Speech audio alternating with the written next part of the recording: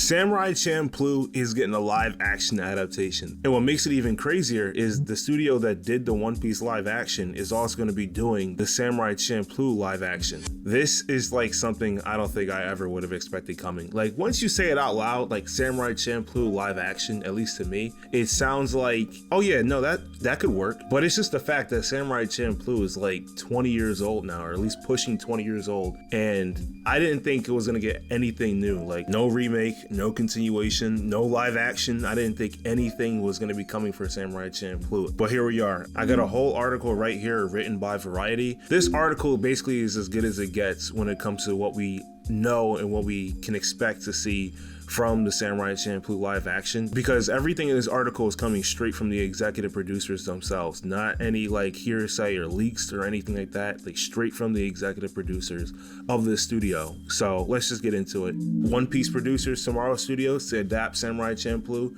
with creator Shinichiro Watanabe. The project is in early development, and Tomorrow Studios has not yet taken it out to networks, though Clement said the studio has received a lot of incoming calls about the property. The adaptation will retain the core elements fans love while updating the material for a contemporary television audience. This line right here, I'm not gonna lie to you, like this paragraph might be the most important piece out of this entire article. Like this is setting the expectations early. And based off of what they just said in this line right here, I am somebody that can look at it and be more on the side that it's going to be good, but I can see how someone can read that and get nervous about it being a flop potentially, because when you say updating the material for a contemporary television audience, that part is scary. Like I can imagine someone could look at that and be like, oh, they might change the setting. They're going to update the setting. I don't think that's what's going to happen. Given that the studio did the One Piece live action and not Dragon Ball Evolution, I don't think that they're even thinking about changing the setting. The dangerous part is the music. Like, of course, this is going to be a new project, different rights, different licenses and stuff. They most likely are not even going to have a single track from the original Samurai Champloo anime in this live action. They could. I don't know how all that stuff works behind the screen. Like, I'm just a dude talking on the internet. But I highly doubt that they're going to have the same music that they did with the original Samurai Champloo. And I don't think they even want to be honest. I think they want to have something where it makes them stand out, but also keeps the soul of Samurai Champloo, which the obvious answer is to make something new that can work with the story. But the problem is the type of music we could get with this. Is it going to be the type of music that could sound like it came from the original crew, Nujabes, Fat John, Suchi, Force of Nature? Or are we gonna have like Pierre Bourne and Metro Boomin and anyone else? Like we're gonna have King Von rapping over the intro. Because I promise you, like if I turn on this show and Future and Young Thug and King Von are on my screen rapping, I'm turning it off. So Clement said music will be central to the process. Okay, good. The original anime's hip-hop inflected score was a defining characteristic, sounds good, and that the studio plans to bring in a major recording artist early to help establish the show sound. That can be a good thing, or that could be a bad thing. It really depends on who's the major recording artist that they're gonna bring in to help establish the sound. I have a list of people I think that could do really good with like a Samurai Champloo OST. Obviously you got the original people in there that are still around and still making music. But outside of Samurai Champloo, like who would I love to see on this OST? My first thought, because Nujabes, obviously like he is basically binded to Samurai Champloo. Like you bring up Samurai Champloo, Nujabes, his name is just getting brought up in the conversation because he was just so influential on this series and his tracks resonate with a lot of different people. But unfortunately he passed away. So how can we have a Samurai Champloo soundtrack without Nujabes? I think that there's a few people that can kind of fill in that role that he made in Samurai Champloo and like apply that to the live action. The first person that comes to my mind is Uyama Hiroto. If you are a Nujabes fan and you don't know who this guy is, you're missing out. Like, I'm so serious. He and Nujabes, to me, honestly, go like hand in hand. But there's another one, Haruka Nakamura. And then there's even another guy out there who goes by the name of Nitsuwa. It's pretty good too. And I think they can make some music that can fill in that role that Nujabes had played when Samurai Champloo came out. But outside of the Nujabes spot, and they want to like find new people to fill in the roles that the others played, immediately my mind goes to like Flying Lotus. He's a phenomenal producer. He's incredibly versatile.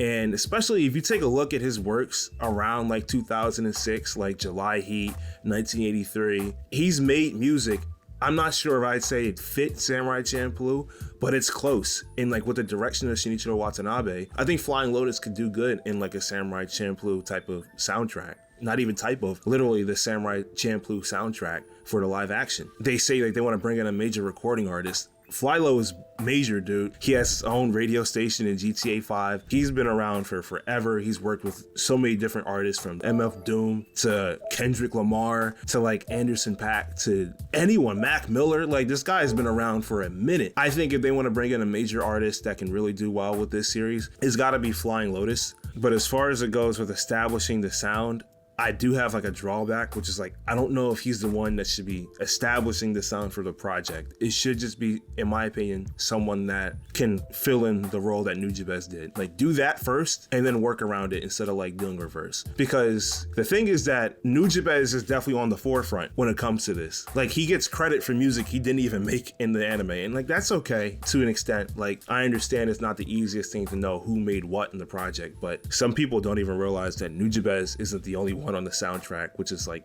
kind of funny. But point being, if Nujabes is like the selling point here to lure people in, they gotta find somebody that can fill in that role for Nujabes and do it well. And then the last two, honestly, I'm not sure if it's because I think they can fit Samurai Champloo or that they're just phenomenal producers, but Madlib and The Alchemist, to me are like hip hop's top 5 producers ever. Like, they're in there. They're incredibly versatile as well, just like Flying Lotus, and they make great music.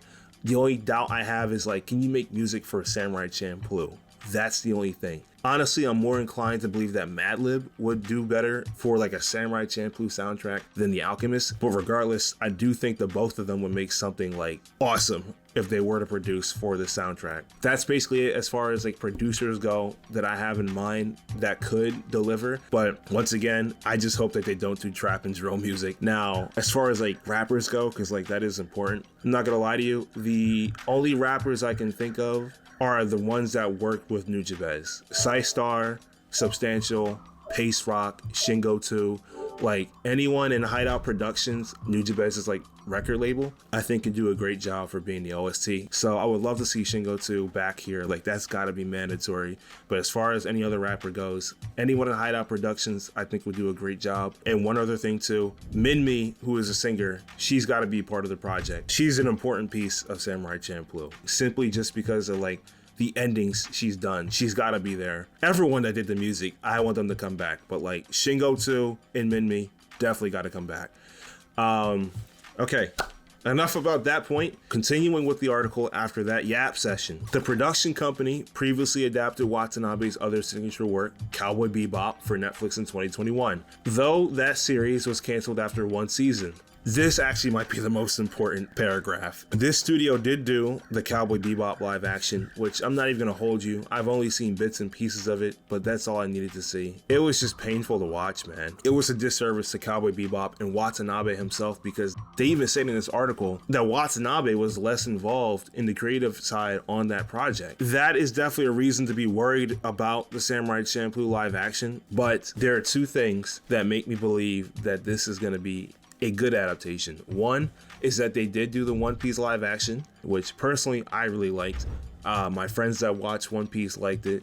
My friends and family that don't even watch One Piece, or some of them don't even watch anime, watched the live action and they liked it themselves. But the One Piece live action, it was good, and it came after Cowboy Bebop. And they even say here in this article like that they've learned by working with Oda that having the creator there to bless the creative is like really important. Like, them deciding to keep Oda around for the One Piece live action and taking his input down to everything like the scripts, the casting, the editorials, the VFX, as they say in the article right here. Like, Oda having a lot of input and say on what they can do with the One Piece live action not only saved this project from potentially being a failure to becoming a massive hit. So to see it from the results and to hear it from themselves, to say that the One Piece live action experience taught them about the importance of having the creator be a part of your project is like the best thing ever, especially when it comes to this type of project, because Watanabe is one of the most like accredited directors in all of anime. Like Cowboy Bebop, Samurai Champloo, Space Dandy,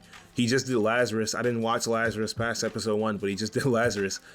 Carol and Tuesdays, co-directing Michiko and Hatchin. This guy has directed a lot of great anime, and the fact that they're going to be making it a point to be with him after seeing that they messed it up the first time and then learning with Oda, that is just very reassuring that they're going to do a great job with this live action. Now, I even want to point this out too. The producers of the studio that's taking the live action, they say, like, we had dinner with Watanabe in Japan. It said, if we move forward on doing Samurai Champloo, we really want you to be part of the creative. And we were thrilled that he was willing to do that. So, like, all I'm hearing outside of like that one paragraph talking about updating the material, everything else seems pretty positive, like outside of the Cowboy Bebop stuff too. But the positive from that is that they learned that it sucks to not work with the creator, and that they learned that it's like an infinite money glitch if you do work with the creator. Like, there's no way for me to perceive that this could be a fumble, especially because Samurai Champloo, in my opinion, out of like all these crazy anime like Dragon Ball, Naruto, Bleach, Fairy Tail, anything with like magic and flying and intense fights like that, Samurai Champloo is not the hardest thing to adapt, right? The sword fights gotta be clean. You gotta have good choreography. You gotta have good breakdancing for Mugen.